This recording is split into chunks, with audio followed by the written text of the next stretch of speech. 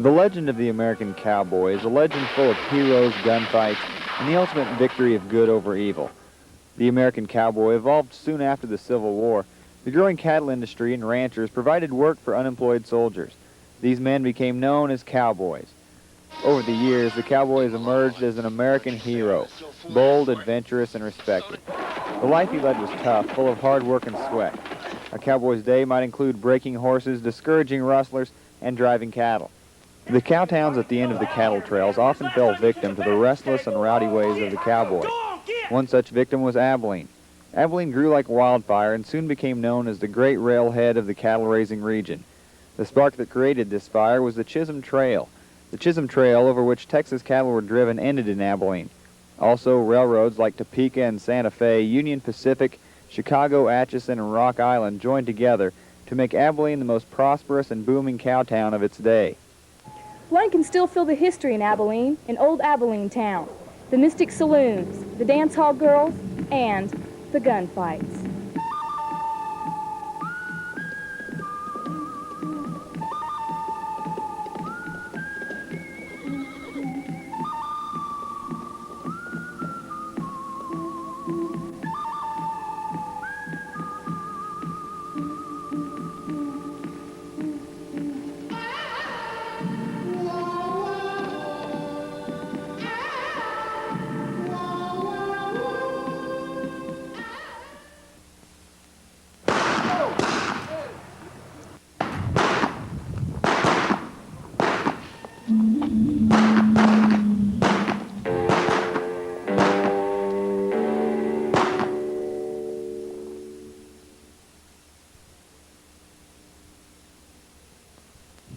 As times passed, the cowboy never died.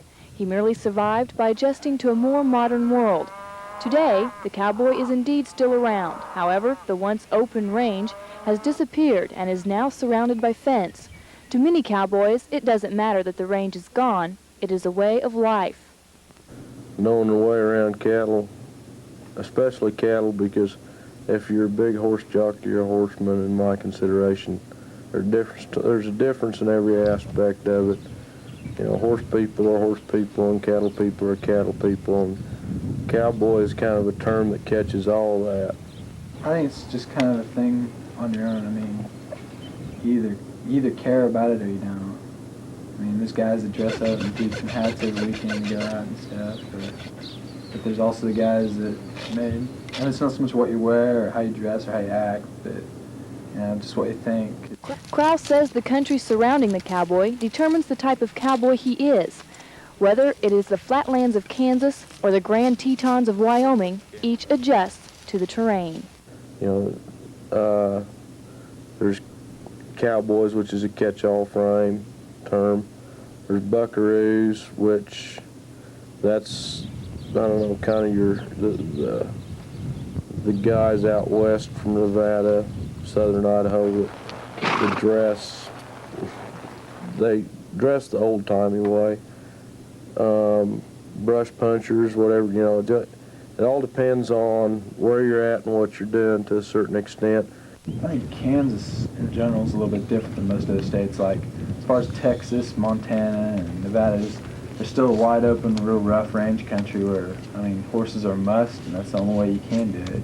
You know, is send a crew and horses out to root and brand. But like Kansas, you know, we still use our horses to round everything up, to cut, and to bring, you know, all around up in the fall and separate stuff in the spring. But I mean, around in Kansas, it's just practical to have a corral and a chute there.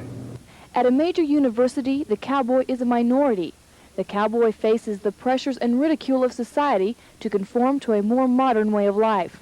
However, the image the cowboy seems to portray is actually very real. That's not what I'm trying to portray, because this is the way I am. I don't dress any different at home than I do up at school. So to me, it's not an image, at least in my thinking. I'm just me, and if people don't like it, that's their problem. You walk through campus and people hoot and holler and whatnot, but that's their prerogative. The rodeo cowboy is a breed set apart from the working cowboy. His life is determined by the uncontrollable tick of the clock and the performance of the animal. The rodeo cowboy spends many hours practicing for the quickest time possible to win the event. When the chute opens and the cowboy is racing against the clock, he will soon find out if the hard work paid off. Timing takes a big part. In a rodeo or something, the steer always has a head start, so you have to know when you need to go. And you got to do it as quick as possible so you can give your heeler the best chance he has. On the heeling, pretty much is your timing too, because as soon as the header turns the steer, you need to be there, throw your loop in to catch the feet, because as soon as the steer turns, his back legs are going to pop out, and that's pretty much the best time to rope his feet. The rodeo has long been one of the most exciting sports in America's heritage. The cowboy must prepare for his event both physically and mentally. Although the ride lasts for only seconds, he must have total concentration to perform his best.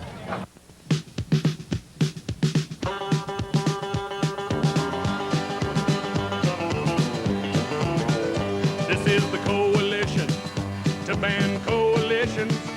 I ain't a politician, but I've got views. Some folks want to ban cars, some want to get rid of Fender guitars. Why don't you do your thing and we'll do our thing too? However, with the good rides come the bad. Rodeo is known as one of the most dangerous sports because of the high risk involved. A cowboy may be thrown to the ground by a bucking bronc or get hung up on a 2,000-pound bull. The bull rider depends on the clown to get him out of tight situations such as this.